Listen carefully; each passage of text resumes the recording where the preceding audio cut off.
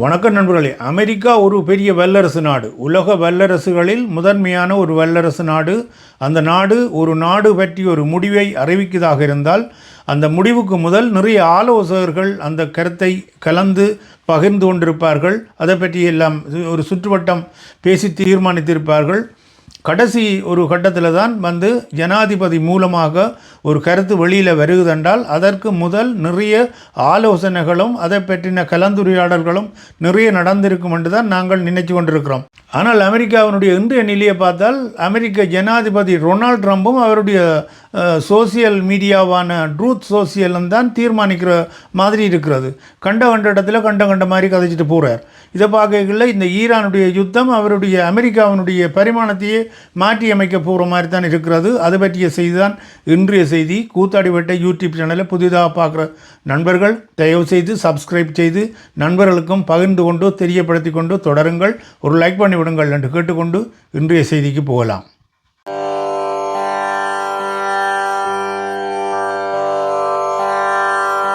April மாதம் 19ஆம் தேதி ஞாயிற்றுக்கிழமை 2026 கூத்தாடிவட்டை அன்பர்கள் நண்பர்களுக்கு பணிவான வணக்கங்கள். அமெரிக்கா ஈரானுடைய யுத்தம் ஒரு 40 நாட்கள் மும்முரமாக மூர்க்கமாக நடந்து கொண்டிருந்தது. அதுக்கு பிறகு ஒரு பேச்சுவார்த்தை வந்தது. அந்த பேச்சுவார்த்தை பிறகு உலக நாடுகள் எல்லாம் நம்பிக்கொண்டிருந்தது இந்த பேச்சுவார்த்தையோடைய ஒரு முடிவுக்கு இந்த யுத்தம் வந்துவிடும், ஒரு சமாதானத்தை எட்டிய ஒரு நோக்கத்தை நோக்கித்தான் இரண்டு நாடுகளும் பயணப்படும் என்று பார்த்தால் அனைத்தையும் குழப்பி அடித்த மாதிரி அமெரிக்க ஜனாதிபதி டொனால்ட் ட்ரம்ப் செய்து கொண்டிருக்கிறார் என்ற மாதிரி தான் இன்றைக்கு நடவடிக்கைகள் பார்க்கக்கூடிய இருக்கிறது. ஈரான் ஒரு சிறிய நாடாக இருந்தாலும் ஒரு வல்லரசு நாடாகவும் இல்லை, ஒரு மத்திய கிழக்கிலே ஒரு முக்கியமான நாடாக இருக்கிறது. அவர்களுக்கென்று சொல்லியும் ஒரு இறமை, அவர்களுக்கென்று ஒரு பாரம்பரியம், அவர்களுக்கென்று ஒரு நாகரிகம் இதெல்லாம் இருக்கிறது. இதையெல்லாம் மதித்துத்தான் எந்த பெரிய வல்லரசாக இருந்தாலும் அவர்களுடன் பேச்சுவார்த்தை நடத்தும் பொழுதோ அல்லது அவர்களுடன் ஒரு அரசியல் பற்றி கதைக்கும் பொழுதோ பேசும் பொழுது எல்லாவற்றையும் மனதில் கொண்டு தான் நடக்க வேணும். அதை விட்டு போட்டு சோசியல் மீடியா ஒன்று தன்னுடைய கணக்கில் இருக்குன்னு சொல்லி போட்டு டொனால்ட் ட்ரம்ப் தான் நினைக்கிற எல்லாத்தையும் ஈரானோட கலந்து ஆலோசித்த மாதிரியும் அல்லது அவர்கள் அதை செய்ய வேணும் என்று சொல்லி விரும்புகிற மாதிரியான கருத்துக்களை சொல்லிக் கொண்டிருக்கிறது ஈரானுக்கு எரிச்சலுக்கு மேல் எரிச்சலை ஊற்றுவதாகவும் ஈரான் நினைக்கிறது என்றால் இப்படியே பத்திரிகைகளிலும் இப்படியான செய்திகள் மீடியாக்களில் வரும்பொழுது ஈரான் நாட்டு மக்கள் என்ன நினைப்பினும் என்றால் ஈரானில் உள்ள தலைவர்கள் ஒரு கையாளாதவர்களாக இருக்கிறார்கள், அமெரிக்கா சொல்கிற எல்லாத்துக்கும் தலையாட்டி கொண்டிருக்கிற மாதிரி இருப்பினும் உலக நாடுகள் எங்களை பற்றி என்ன மாதிரியான ஒரு மதிப்பை கொண்டிருக்கும் என்று சொல்லி ஒரு இடத்துக்கு வரவினும் என்ற பயமும் அந்த மக்களுக்கு இருக்குது. அதே போல் அந்த ஈரான் நாட்டினுடைய ஆட்சியாளர்களுக்கும் இருக்கும். ஈரான் ஒரு 10 அம்ச திட்டத்தை கொடுத்திருக்கிறது அமெரிக்காவிட்ட. இந்த 10 அம்ச திட்டத்தை நீங்கள் ஏற்றுக்கொண்டால் நாங்கள் பேச்சுவார்த்தைக்கு வருவோம், இல்லை என்றால் வரமாட்டோம் என்று சொல்லித்தான் ஈரான் ஆரம்பத்திலிருந்தே பேச்சுவார்த்தைக்கு போய் கொண்டிருந்தது. அந்த நேரத்தில் அமெரிக்காவும் அந்த 10 அம்ச திட்டத்தையும் ஏற்றுக்கொண்டு சரி நாங்கள் அதை பரிசீலிப்போம் அல்லது அதை ஒத்துக்கொள்கிறோம் என்று சொல்லி வாங்கித்தான் இந்த பேச்சுவார்த்தை தொடங்கப்பட்ட ஒரு இடத்திலேயே ஒரு சர்க்கிளாக போய்விட்டது. யூரேனியம் பற்றின பிரச்சனை இல்லை, யூரேனியத்தை நாங்கள் தரப்போகிறதில்லை, அது எங்களுடைய மண்ணில் விளைஞ்ச யூரேனியத்தை நாங்கள் வச்சிருக்கிறோம், அந்த யூரேனியத்தை தான் நாங்கள் செறிவுபடுத்தி வச்சிருக்கிறோம், அதால் எங்களுக்கு மருத்துவ தேவைகளுக்கு யூரேனியம் தேவைப்படுகிறது, மின்சார உற்பத்தி தேவைப்படுகிறது. ஆனபடியால் நீங்கள் சொல்கிற மாதிரி நாங்கள் யூரேனியத்தை அமெரிக்காவிடமோ வேறு எந்த நாட்டுக்கிடமோ கையளிக்க போகிறது இல்லை, அதை மறந்துட்டு நீங்கள் பேச்சுவார்த்தைக்கு வரலாம். நாங்கள் அணுகுண்டு செய்கிறதில் அது செய்யவில்லை, அணுகுண்டு செய்கிறதை வேண்டாம் என்று சொல்லுங்க, அதை நாங்கள் ஏற்றுக்கொள்கிறோம் என்று சொல்லித்தான் ஈரான் சொல்லுது. அமெரிக்கா சொல்லுது அப்படி இல்லை, நீங்கள் உடனடியாக இருக்கிற யூரேனியம் அவ்வளோத்தையும் எங்கள்கிட்ட தர வேணும், அது தாங்களும் அந்த யூரேனியத்தை எடுத்துக்கொண்டு போவோம் என்று சொல்லி கட்டழுகிற மாதிரி கேட்குது. அதுக்கு ஈரான் ஒத்துக்கொள்ளவில்லை. இது முதலாவது சர்க்கிளாக போய்விட்டது. அடுத்ததாக ஒரு யுத்த நிறுத்தம் என்று சொல்லி லெபனானோட யுத்த நிறுத்தத்தை ஏற்படுத்தினால்தான் நாங்கள் பேச்சுவார்த்தைக்கு வருவோம் அல்ல ஒரு சமாதானத்துக்கு வருவோம் என்று சொல்லி ஈரான் சொல்லி கொண்டது. அதற்கு அமைய ஏதோ ஒரு வழியில் லெபனானிலே ஒரு யுத்த நிறுத்தம் என்று அறிவிக்கப்பட்ட உடனே ஹோர்மூஸ் நீரிணையை திறந்து விடுவது ஈரான் திறந்து விட்டால் இங்கே ஓமான் வளைகுடாவில் ஒரு புலக்கட்டை போட்டு வச்சு கொண்டிருக்குது அமெரிக்கா அண்டைகளை. என்ன செய்யணும் என்றால் ஹோர்மூஸ் நீரிணை திறந்து விடப்பட்டு விட்டது, அதில் வர கப்பல்களை எல்லாத்தையும் அனுமதிக்குது ஈரான் ஒன்று. உடனடியாக அமெரிக்காவும் தன்னுடைய கப்பல்களை பின்வாங்கி அந்த புலக்கட்டை எடுக்கிறது தானே நியாயம். அது நாங்கள் எடுக்க மாட்டோம், அது அப்படியே தான் இருக்கும், பேச்சுவார்த்தை முடியும் வரைக்கும் நாங்கள் அதை எடுக்க மாட்டோம் என்று சொல்லிக்கல. இது ஒரு முருகல் நிலைக்கு வருகிறது. அதில் இருந்து தான் இன்றைக்கு பேர்ந்து பார்த்தால் ஹோர்மூஸ் நீரிணை மூடப்பட்டு விட்டது. அமெரிக்கா விட்ட வேறு வழி இல்லை, ஏதாவது மிரட்டித்தான் பணிய வைக்க வேணும் ஈரானை. ஏனென்றால் சண்டை பிடிச்சி வெல்ல முடியாத அந்த நிலவரத்துக்கு வந்துட்டுது. அந்த பூகோள ரீதியான அமைப்பும் அந்த ஈரான் நாடு அமைந்திருக்கிற இடமும் ஈரான் நாட்டிடம் இருக்கிற ஆயுத தளவாடங்களும் அந்த நாட்டு மக்களுடைய உறுதியும் அந்த நாட்டு தலைவர்களுடைய உறுதி பார்க்கும் பொழுது அமெரிக்காவுக்கு தெரிஞ்சு போச்சு, இது எத்தனை வருடம் சென்றாலும் இந்த போரை நாங்கள் வெல்ல முடியாது. ஆனபடியால் வெளியில் நின்று ஏதாவது மிரட்டல் செய்து அல்லது பொருளாதார ரீதியாக அவர்களை ஒரு அடிபணியை வச்சு ஏதாவது ஒரு வழிக்கு வந்தால் ஒழிய மற்றும்படி ஈரானை வெல்ல முடியாது என்று அமெரிக்காவுக்கு தெரிஞ்சு போச்சுது. அதால் நினைக்குது என்னென்றால் இந்த ஓமான் குடாவில் தாங்களுடைய கப்பல்களை அப்படியே வச்சுக்கொண்டு ஒரு பேச்சுவார்த்தைகளை முடிச்சு போட்டு அதை திறந்து விடுவோம் என்ற நிலைக்கு வருகிறது. அதுக்கு ஈரான் ஒத்துக்கொள்ளவே மாட்டோம்னு சொல்லிவிட்டது. உடனடியாக நீங்கள் உங்களுடைய கப்பல்களை பின்வாங்கணும், இல்லை என்று சொன்னால் பேச்சுவார்த்தைக்கே நாங்கள் வரமாட்டோம், நாங்கள் பேச்சுவார்த்தைக்கு ஓமண்டே சொல்ல இல்லை. நீங்கள் 10 தரம் ஒரு நாளைக்கு 10 முறை 10 விதமான கருத்துக்களை நீங்கள் உங்களுடைய சோசியல் மீடியாவில் வெளியிட்டு கொண்டிருக்கிறீர்கள் என்று சொல்லி டொனால்ட் ட்ரம்பின் மீது ஒரு வெறுப்பையும் ஒரு விருப்பமில்லாத தன்மையையும் வெளியிடுற மாதிரி தான் ஈரானுடைய தலைவர்களுடைய நடவடிக்கை இருந்து கொண்டு இருக்குது. இப்போ இழப்புகள் என்று பார்த்தால் 3000 பேருக்கு கிட்ட கொல்லப்பட்டிருக்கிறார்கள் என்றது சரிதான். அதே நேரத்தில் லெபனானிலையும் நிறைய ஒரு 2500 பேருக்கிட்ட லெபனானிலையும் கொல்லப்பட்டிருக்கிறார்கள். அதே நேரத்தில் இஸ்ரேலுடைய மக்கள் தொகையிலும் ஒரு 20-25 பேர் வரை கொல்லப்பட்டிருக்கிறார்கள் என்று சொன்னாலும் இஸ்ரேலில் உயிர் இழப்புகள் குறைவு. மற்ற அமெரிக்காவினுடைய படை ஒரு 10-15 படையினர் தான் கொல்லப்பட்டிருக்கணும்னு பார்க்கல.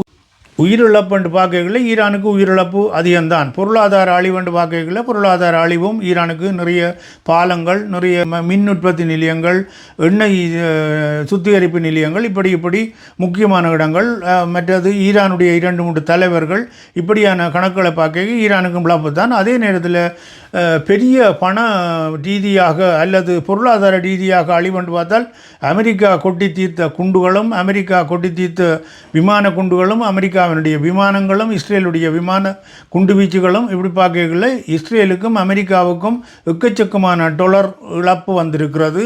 இந்த இழப்புகளை ஈடு செய்கிறோன்னு சொன்னால் எப்படியும் ஈரானை அடிபணிய வச்சு ஆக வேணும், தாங்கள் ஈரானிலிருந்து வெற்றி பெற்றவர்களாக அறிவிக்க வேணும், உலகத்துக்கு காட்டிக்கொள்ள வேணும் என்ற ஒரு நிர்பந்தம் இன்றைக்கு அமெரிக்காவுக்கு இருக்கிறபடியால் டொனால்ட் ட்ரம்ப் கோவத்தின் உச்சத்தில் இருந்து கொண்டு ஒரு நாளைக்கு ஒவ்வொரு விதமாக கருத்துக்களை சொல்லி கொண்டிருக்கிறார்.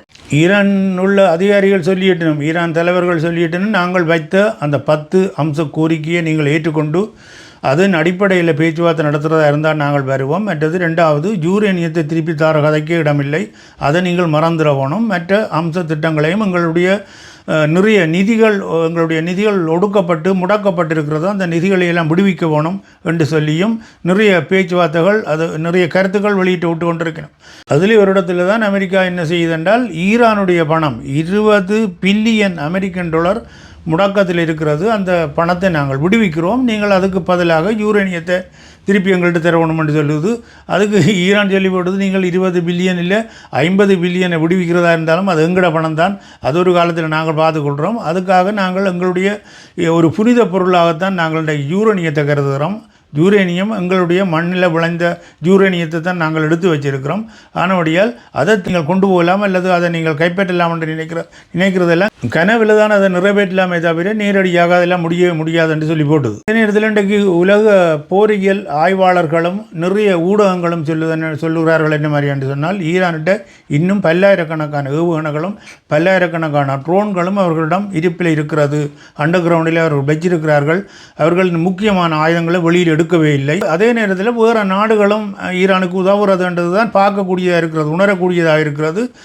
இன்னும் ஒன்று என்ன மாதிரி என்றால் வேறு நாடுகள் ஏதோ முக்கியமான நாடு, அது சீனாவாக இருக்கலாம், ரஷ்யாவாக இருக்கலாம், அவர்கள் சிலவளை சொல்லியிருக்கலாம் அது 3வது உலக மகா யுத்தம் வந்தாலும் பரவாயில்ல, வந்தால் நாங்களும் தான் அதில் இறங்கினால் தான் 3வது உலக மகா யுத்தம் பெறும், அப்படி ஒரு நிலை வந்தாலும் பரவாயில்லை, நீங்கள் அமெரிக்கா அடிபணிய வேண்டாம் என்ற மாதிரியான ஒரு மறைமுகமான உத்தரவாதத்தையும் அவர்கள் கொடுத்திருப்பார்கள் என்ற மாதிரி தான் தெரியுது. ஏனென்றால் ஈரான் நடந்து கொள்கிற முறையிலையும் ஈரான்கிட்டையும் நிறைய பலம் இருக்குது. அந்த பூகோள ரீதியாக அந்த நாடு அமைந்திருக்கிற இடமும் அமெரிக்காவுக்கு சாதகம் இல்லாத ஒரு தன்மையும் அதை வச்சுக்கொண்டு அதே நேரத்தில் ஈரான் இதை எதிர்பார்த்தது தான். ஒரு 40 வருடங்களுக்கு முதல் இருந்து எதிர்பார்த்தது தான். அமெரிக்கா தங்களோட ஒரு வில்லண்டத்துக்கு வரும், அந்த வில்லண்டத்தை வெல்றதாக இருந்தால் என்ன மாதிரியான ஆயுதங்கள் தேவை என்று சொல்லி அதுக்கான ஏவுகணைகள், அதுக்கு தேவையான ஏவுகணைகள், அதுக்கு தேவையான ட்ரோன்கள் அத்தனையும் தயாரித்து வச்சிருக்கணும். இன்னும் ஈரானுடைய இராணுவம் சண்டையில் இறங்கவில்லை. ஆனபடியால் இராணுவத்தினுடைய சண்டை என்று ஒன்று இருக்குது. அவர்கள் தயார் நிலையில் இருக்கணும். அதோடு இஸ்லாமிய புரட்சிகர காவல்படை அவர்களும் இந்த சண்டையில் தயாராக இருக்கணும். ஹோர்முஸ் நீரணை அவர்களுடைய கையில் இருக்கிறபடியால் இராணுவமும் பின்னுக்கு பக்கவலமாக இருக்கிறபடியால் அமெரிக்காவுக்கு தெரியும் இதில் இறங்கி தரை மார்க்கமாக போய் ஈரானை வெல்ல முடியாது, ஏதாவது மிரட்டித்தான் நாங்கள் காரியத்தை புறவணும் என்ற நோக்கத்தோடு நிறைய மிரட்டல்களை விட்டு கொண்டிருக்கிறார். அதே நேரத்தில் பொய் சொல்கிறதும் ஒரு நேரத்துக்கு ஒரு விதமாக கதைச்சு கொண்டிருக்கிறதும் அமெரிக்க ஜனாதிபதி அவர்களை ஒரு ஏளனமாக பார்க்குற தன்மை ஒன்று தெரியுது, இன்றைக்கு பார்க்க தெரியுது.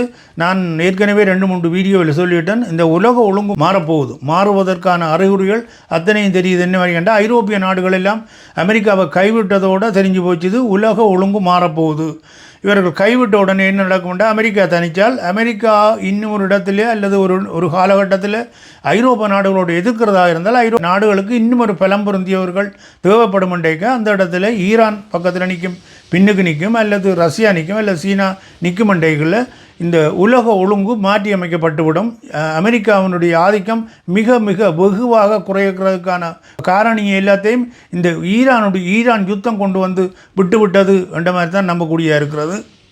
இந்த 40 நாள் யுத்தத்தில் அமெரிக்காவுக்கு தெரிஞ்சு போச்சு, இனி விமான தாக்குதல் அல்லது வேறு விதமான தாக்குதல்களால் ஈரானை வெல்ல முடியாது, பேச்சுவார்த்தை மூலம்தான் வெல்ல வேணும். பேச்சுவார்த்தைக்கு கொண்டு போய் இருக்கிறதாக இருந்தால் ஏதாவது விதத்தில் மிரட்டி ஏதாவது செய்து தான், அதுக்காக தான் இந்த கப்பலை கொண்டு வந்து கடலில் இறக்கிறதாக இருக்கட்டும், அல்லது வேறு விதமான இன்னும் நெருக்கடிகளை கொடுக்கக்கூடும். இப்போ எல்லாம் வேறு மாதிரி சொல்லினோம், ஈரானுடைய கப்பல்களை, தடை செய்யப்பட்ட கப்பல்களை கடலில் வைத்து அமெரிக்காவினுடைய விமானப்படை ஹெலிகாப்டர்களில் இருந்து இறங்கி அவர்களை கைது செய்கிறார்கள், அந்த கப்பல்களை தடுக்கிறார்கள் என்று சொல்லியும் வருது. இப்படி ஒரு நெருக்கடிகளை கொண்டு வந்து உலக சந்தையில் ஈரானுடைய பொருட்களை வியாபாரம் இல்லாமல் பண்ணி ஈரானை ஒரு வறுமை கோட்டுக்குள்ளே கொண்டு வர மாதிரியான ஒரு நிலையை ஏற்படுத்தி தான் பேச்சுவார்த்தையை கொண்டு வர வேண்டிய ஒரு நிர்பந்தம் உண்டு அமெரிக்காவுக்கு இருக்கிறபடியால் அப்படியான ஒரு முயற்சியை நோக்கி தான் அமெரிக்கா போய்கொண்டிருக்கிறது. ஈரான் சொல்லி கொண்டிருக்குது, இதுக்கு மாற்று எங்கள்கிட்ட இருக்குது, மாற்று மருந்து இருக்குது, நீங்கள் என்ன செய்தாலும் அதுக்கு மாற்று உபாயத்தை நாங்கள் தயாராகத்தான் வச்சிருக்கிறோம். நீங்கள் பொருளாதார ரீதியாக இங்கால நீங்கள் நிறுக்கினால் நாங்கள் வேறு வழியில் பொருளாதாரங்களை உற்பத்தி செய்வோம், அல்ல வேறு வழிகளில் நாங்கள் ஏற்றுமதி செய்வோம் என்ற மாதிரியான நடவடிக்கைகளில் இறங்கியிருக்கிறதால இது நீண்ட காலத்துக்கு சரிப்பட்டு போகிறது இல்லை. ஒரு 10 ஈரானிய கப்பல்கள் கைது செய்யப்படுமாக இருந்தால் மற்ற கப்பல்கள் எல்லாம் ஓடாமலே கொண்டு போய் எங்கே நிறுத்தி விடுவார்கள். அதோடு கப்பலை தேடி பிடிக்கிறதோ கைது செய்கிறதோ அமெரிக்காவால் முடியாமல் போய்விடும். அதுக்கு பிறகு வேறு விதமான வழிகளில் தான் ஈரானை நெருக்கடிக்கு உள்ளாக்க வேண்டி வரும் என்றைகளில் அமெரிக்கா ஈரானிடம் தோற்றுவிட்டது. உலக ஒழுங்கு மாறுவதற்கான முதலாவது அத்தியாயம் எழுதப்பட்டு விட்டது. அடுத்த வருங்காலங்களில் உலக ஒழுங்கு வேறு ஒரு விதமான மாற்றத்துக்குள்ளாகிறதுக்கான அடுத்த கட்ட பேச்சுவார்த்தை அல்லது அடுத்த கட்ட வரைவு எழுதப்படும். மற்றது ஈரானை வெல்ல முடியாது என்றது அமெரிக்கா உலகத்துக்கு பறைசாற்றுற மாதிரியான ஒரு நிகழ்வையும் கொண்டு வந்து இந்த போர் முடியும். இதோடு இன்றைய செய்தியை முடித்துக்கொண்டு இன்னும் ஒரு செய்தியை சந்திப்போம். கூத்தாடிப்பட்ட யூடியூப் சேனலை புதிதாக பார்க்குற நண்பர்கள் தயவுசெய்து சப்ஸ்கிரைப் செய்து நண்பர்களுக்கும் தெரியப்படுத்தி ஒரு லைக் பண்ணி தொடருங்கள். இன்னும் ஒரு செய்தியில் சந்திப்போம். அதுவரை மகிழ்ச்சியாக இருப்போம், மகிழ்ச்சியானது செய்வோம், மகிழ்ச்சியானதை பற்றியே அடுத்த அடி எடுத்து வைப்போம். நன்றி, வணக்கம்.